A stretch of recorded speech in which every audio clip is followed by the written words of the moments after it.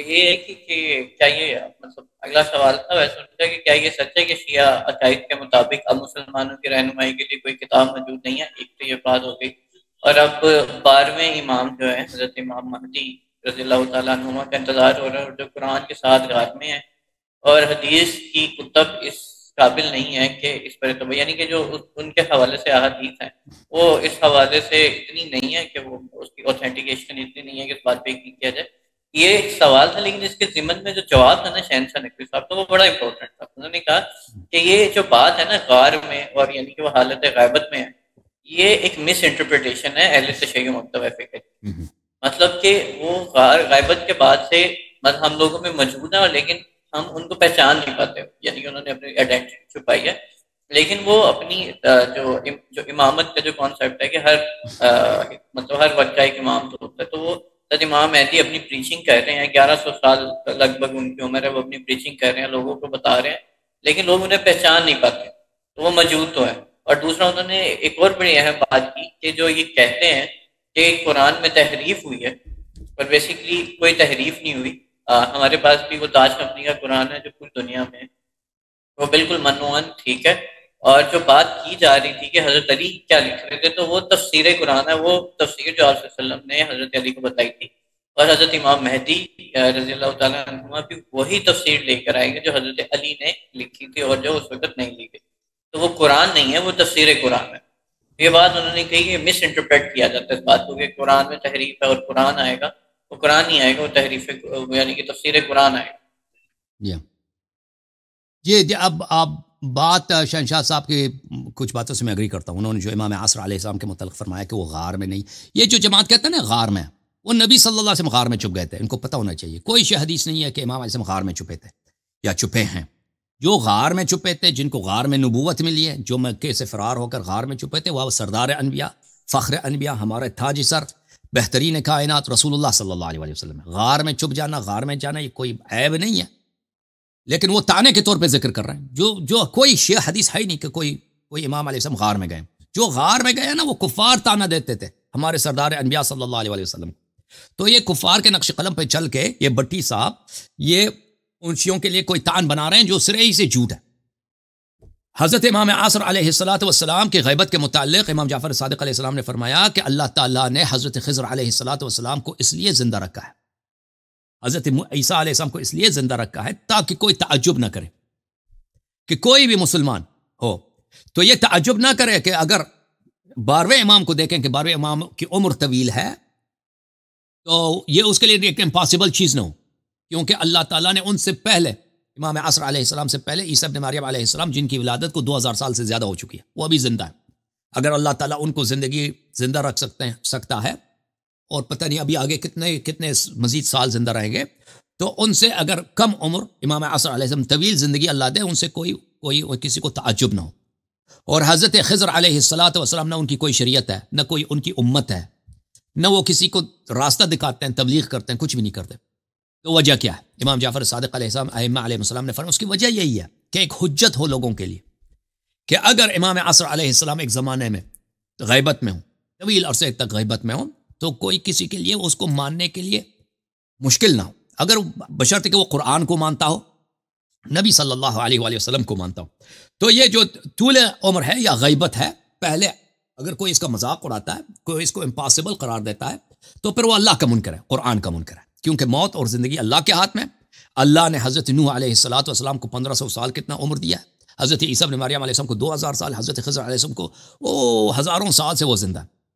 موسیٰ علیہ السلام 3200 سال پہلے آئے تھے، ٹھیک ہے نا، یا 3400 سال پہلے، اس زمانے میں وہ تھے، نہ کہ خضر علیہ السلام موسیٰ کے زمانے میں پیدا ہوئے تھے، اس سے پہلے وہ کئی سو سال سے زندہ تھے، ٹھیک ہے نا، ابھی تک زندہ ہے۔ اور اسی طرح حضرت الیاس علیہ السلام، بات ان کی بالکل بجا ہے، صحیح ہے۔ علامہ شہنشاہ صاحب کا تعریف قرآن کے متعلق جو انہوں نے بٹی صاحب نے کہا ہے کہ شیعوں کا عقیدہ یہ ہے کہ کوئی قرآن نہیں ہے، تو سب شیعوں کا عقیدہ یہی ہے کہ جو موجودہ قرآن ہے یہ سب اللہ کا کلام ہے، اور یہ سب حجت ہے، اور اس کو پڑھنا عبادت ہے، اس پہ عمل کرنا فریضہ ہے۔ تو یہ کہنا کہ کوئی کتاب نہیں ہے، یہ ایک بکواس ہے، ٹھیک ہے نا۔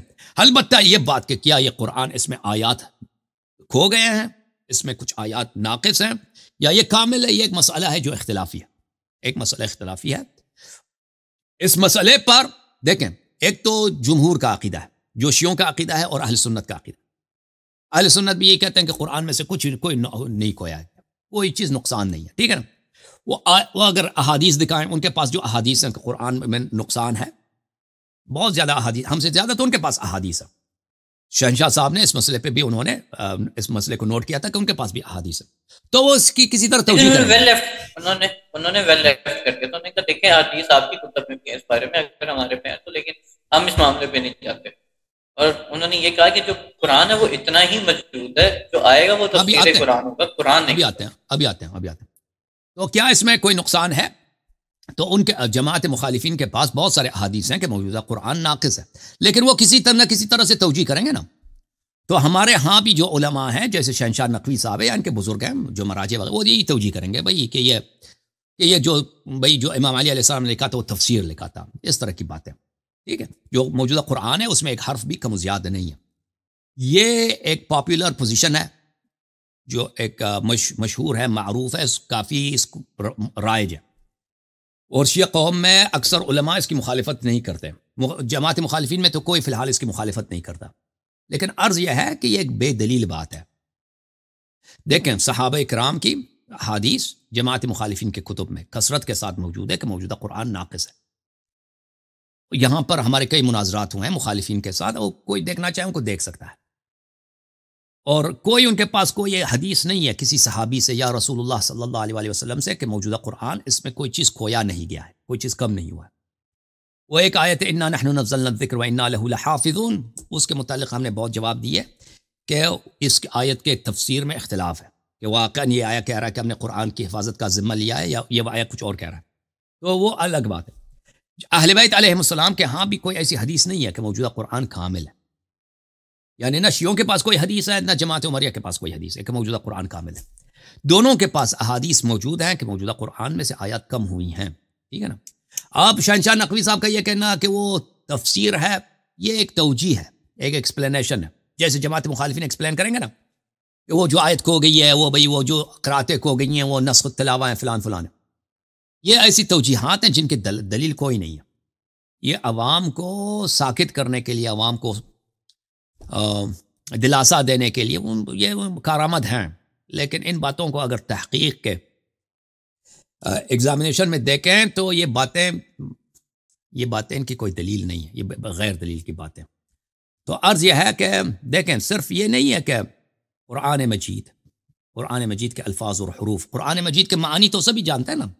جماعت مخالفین نے کوئی حدیث نقلی نہیں کیا رسول اللہ صلی اللہ علیہ وسلم سے تفسیر میں.